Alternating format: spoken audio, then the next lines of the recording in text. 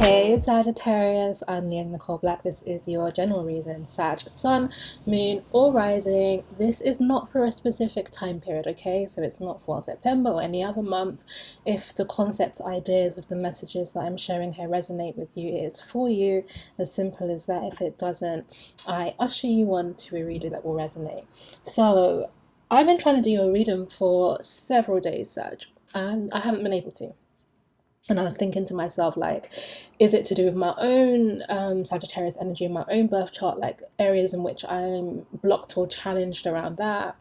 And really, the conclusion that I've come to, because the reason I wasn't doing it is because the energy and the spirit wasn't with me. And I can feel it as a reader, like it's interesting when, as a wellness practitioner, as someone who does like readings full time, when you start to build a career or you base your income around this work, it's a very sensitive balance around responding to your material needs and what needs to be taken care of in order to do this, right? Your ability to eat, cover your bills, your home stuff, and honoring the time frame of spirit. And Saturn retrograde for me was the biggest lesson in that. And just knowing that the spirit dictates the material, not the other way around.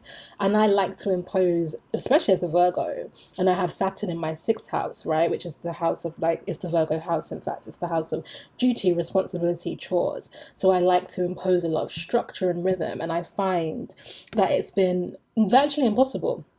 And so, I look at other reasons, I'm like, people are really structured and consistent. Why am I struggling so much in this area? And it was really about understanding the unique gift and calling I have, understanding the work that I've been called to do, and not imposing, actually, whether it's the monthly structure, whether it's the structure that goes according to bill schedules or whatever it is, not imposing that structure on the spiritual work, because it was not the time for me to be doing that reading. There were certain lessons that I needed to be focused on within myself. There was a healing, there was grief, there was a lot that needed to be honored in my own spirit, and it was not a serving time. And so every time I kind of sat at the desk, I was like, I just can't do it, I can't do it. And then this morning, the energy opened and I knew I could. And I'm sharing that with you because I think it's important for you to understand that as well, to understand, I was going to say rhythms and cycles, but it's not even. It's not really rhythms and cycles.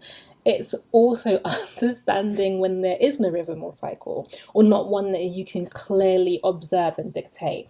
Not a rule, not a system, not an order, not a philosophy, right? Things that you're all kind of interested in.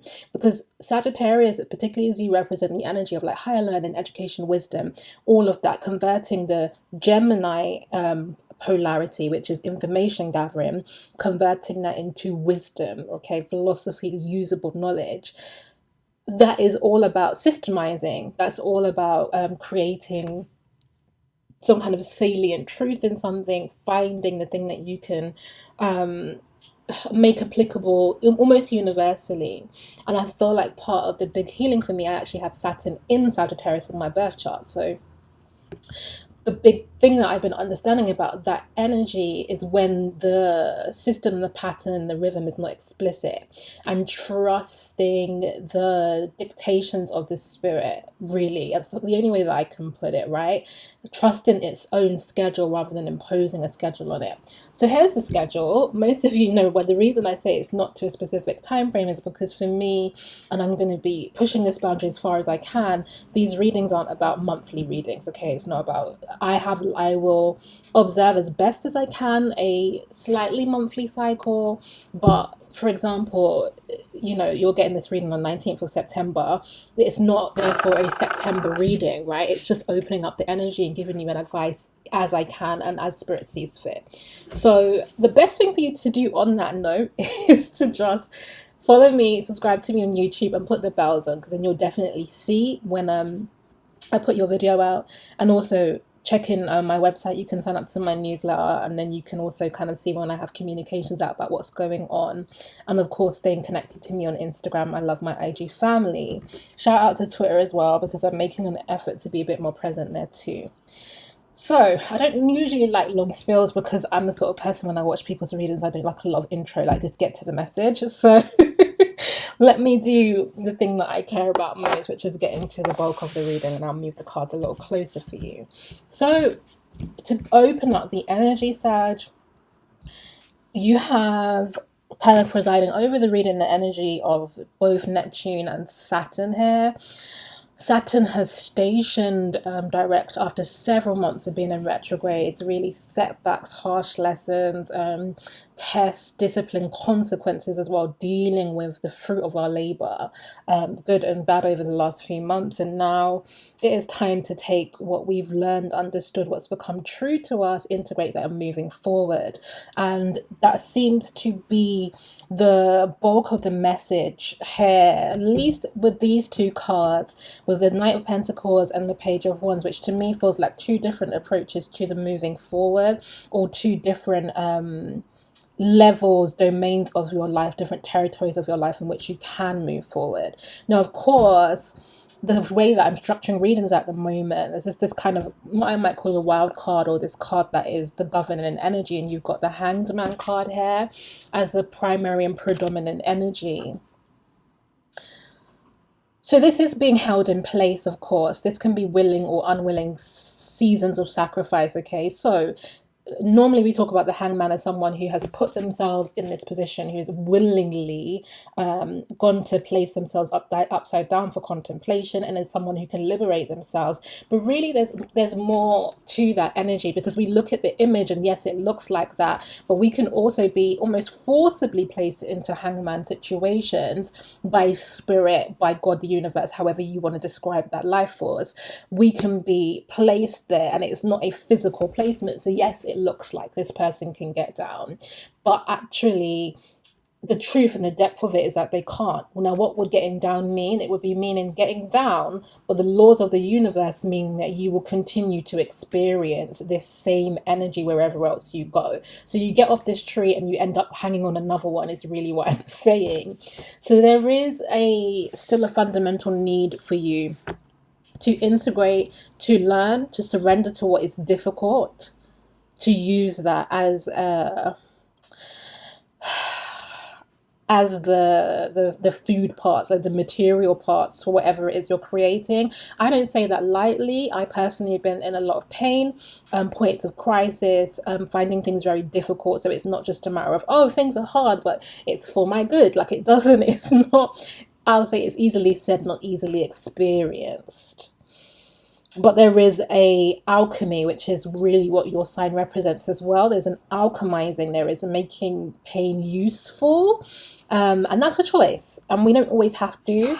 There is the Virgo in me is definitely interested in efficiency and making something useful. There are also times in which all we can do is rest and recover, and it's about the duality of those two things. So here are your two paths forward: Page of Wands, Knight of Pentacles. Page of Wands being actually on the psychic and spiritual level here, not actually material. This is opening up to new ideas, new philosophies, new beliefs, new perspectives, new principles. This is going on a journey to find more than what you currently know, and committing to the path of the student. The Knight of Pentacles is strategy and foresight and planning. Okay, so this is like, it seems that you're not quite in a moving season yet. Now let's back up and see what's behind these energies, because you do have the Nine of Wands and the Two of Cups. This seems like cycles and patterns of personal relationships. The Judgment card and the King of Swords being like a need to learn something and a need to understand something more fully, on a deeper level, more clearly than you currently have. So let's talk about it. The Nine of Wands is speaking to perpetual wounding. I'm feeling Sagittarius. So this is injury that you experience through what we would call an incarnation, okay? Injury that you experience through life, through living, through literally birth. The birthing process itself is traumatic. Coming into this world and all the experiences that you pick up, the heartache, the abandonment wounds, the parental trauma, and I'm saying that even if you've had wonderful, loving and supportive parents, like, we are so fallible as humans, none of us perfectly care and nurture for each other. So whatever it is, the lessons, the things that we pick up, this is that energy, okay, moving through the world and trying to defend our internal space, trying to defend our inner woundedness, wherever that sits in our body, whether it's the heart chakra as it relates to giving and receiving love, whether that's the solar plexus energy in the stomach area where it's about our self-worth and our confidence and our ability to exert ourselves in the world, whether it's the sacral chakra and it's about our sexuality and our pleasure, or whether it's the crown chakra and our sense of higher realms and spiritual perspective. Whatever area of your life you are guarding or keeping safe, it exists somewhere in, and particularly the body is normally a signal to where that is for you. Now we take this parts of ourselves, this would be the inner self, right? This is what it looks like inside our hearts maybe, or inside some part of our body, and we move out into relationships, attempting to have this level of emotional exchange you see here with the 2 cups, attempting to kind of give and receive energy and avoid further damage to this part of ourselves. But what I'm feeling when I say perpetual wounding is that there is no real way to avoid pain in this life. It is promised to everybody, and I feel like there is some kind of pattern that's going on in your interpersonal relationships, whether this is very close friendships, family relationships, or sexual and intimate relationships. There is a cycle of wounding that is happening to you. Now I want to just put a little more on that. Can you tell me a little bit more about this cycle of wounding? Okay, 6 of Cups, a Scorpio energy. Oh, I'm sighing because really it's attracting lessons for the purpose of learning. It doesn't make sense. It's attracting lessons. Yes, obviously lessons for the purpose of learning. Let me break that whole jargon and language. Forget attracting. It's about entering into connections, attachments with people, love relationships. It's being born into family, choosing friendships that are deep, right? That hook deeply, that aren't surface level, that aren't just things that we feel, oh, we could give up at any moment. It's things that root deeply into us and are deep sources of meaning, purpose. They exist there in order for our spiritual maturation, right? That is what it means to know love, is to know spiritual maturity. So it's going into these situations, finding deep resonance there, and then being actually brought face to face with the wounding and the opportunity to excavate some of that wounding, so that what we actually have instead of this 9 of Wands, Sag, is Ace of Cups and 3 of Cups, right? So we come into connection, and it's not a perfect thing where this is a perpetual process of clearing the auric body, clearing the emotional body, clearing our heart space, clearing and purifying is how I would put it. And let's remember that fire purifies, but I'll come back to that if it continues to resonate. It's talking about here having a purer cup, offering from a purer place, not offering from a space of avoiding wounds or deeply seeking someone to fill the wounds up like concrete so we don't have to feel that pain anymore. But it's being open-hearted to the point in which what we bring through when we open ourselves to other people is literally divine goddess source spirit. Like literally when we love others, we make God manifest in that process of loving. Like we make the divine, the unique express itself through us, and we come into this abundant emotional energy here, which is actually union and communion. Okay, deep communion with others, because when we love, we open ourselves up to God. That's what this energy is about. Okay. So the Knight of Pentacles is talking about a strategy here, right? And this is about the strategy of breaking free of what we might call purely a karmic experience. Now, there is an argument that everything's karmic, right? Because everything's for our lessons. But I'm talking about karmic in terms of cause and effect and doing a loop. Same set of experiences, same set of outcomes, same, just doing the same thing over and over, even if on the surface level things are changing. Conversations are changing, people are changing. I'm talking about on the soul level, the experience and the outcome being the same, plateauing in your growth. So this Knight of Pentacles is about breaking through, changing on the structural, foundational level. Taurus here, Taurus also representing the body, breaking through on that cellular level to different kinds of experiences. And this is what we're going to pick up in the extended reading. How do we do more of that breaking through? How do we embody right now this Knight of Pentacles energy for you? Okay. So the Judgment card here is talking really about the siren, the loud call for you right now.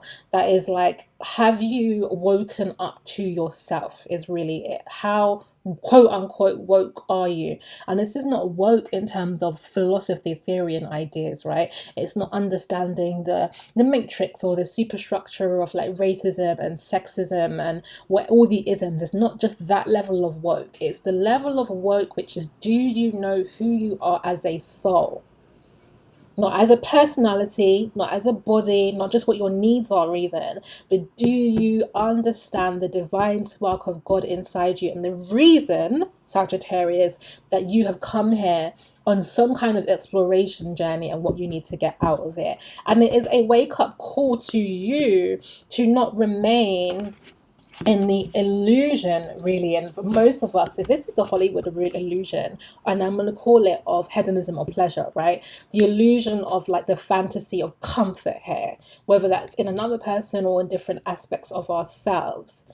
Because actually, whilst pleasure is part of the journey and is something to be fully embraced, I'm not saying be puritanical or self-flagellating, but it is not the primary vehicle of learning. Now, I feel slightly triggered saying that because I also believe that it's okay to learn, that the programming of pain doesn't have to be the only way we learn.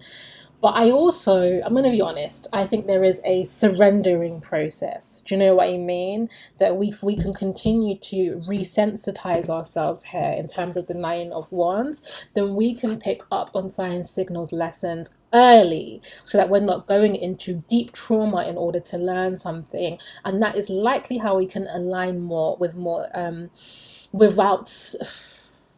we can align to lessons without profound suffering.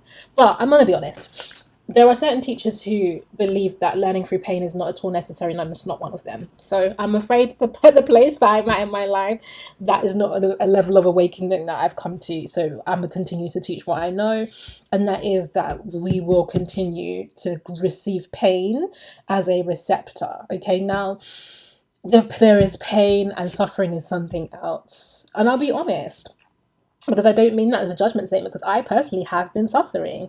I have been in a long-term painful situation. I have been enduring the suffering of the Hanged Man because of a certain type of loop, reflected even in your reading, a lack of understanding, a lack of gaining the wisdom needed. Now, normally, Sag, it's not that we don't know anything, okay? Because look, King of Swords is here in reverse, right? This would be mastery of the lesson. So this in reverse, because you have not mastered the lesson, it doesn't mean that you haven't learned anything. And that's the thing. Have I learned things through my suffering? Absolutely. But have I learned the ultimate thing that would break the pattern of suffering? Not quite yet. And that's what the wake-up call is to you, is to not continue as you've been and to go on the journey here, Sag, to expand the principles, the knowledge and the wisdom that you have, to gain the thing that you are missing. So this is, I'm going to pick both of these two energies up in your extended reading. You can watch this, the extenders at nicoleblack.com/extended. And I'm also doing this new thing where I'm going to be adding a card on love and a card on, well, I think I'm calling it actually a card on self-worth and a card on finances, which is free. You'll be able to see that. And then you can get your extended reading there. And I have also another special offering coming very soon called Tarot Care Package. So there's much more now on my website for you to engage with, to take the work of the general readings further. So I'm actually now going to go and take these two cards in particular and go deeper, exegesis we would call it, go deeper in these two messages. I appreciate you listening to me, Sagittarius. I hope you join me for the extended. Let's really get down to the root of these two messages. If not, I'm grateful that you've been here, you've chosen to be with me, and I'm sending you much love.